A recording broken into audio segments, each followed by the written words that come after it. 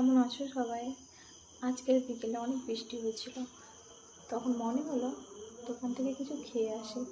সেই অনুযায়ী চলে গেলাম একটা ভালো রেস্টুরেন্টে। খুব একটা হাইফাই না হলেও ভালোই।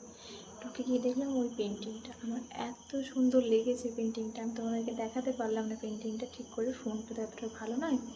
যাই হোক, পেন্টিংটা ঠিকঠাক দেখানো গেল না। তো ওই পেন্টিংটার দিকে আমি অনেকক্ষণ তাকিয়ে থাকলাম।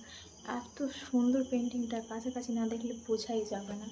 তো তারপর যাই হোক না কেন, পেন্টিংটা আমি দেখে খুব ভালোও লাগলো আমাকে পেন্টিংটা। তো তারপর টেবিলে দেখলাম অনেকগুলো আমাদের সামনেই রাখা টিস্যু পেপার আছে, ওর উপরে একটা সিলভার মতো কিছু চাপানো।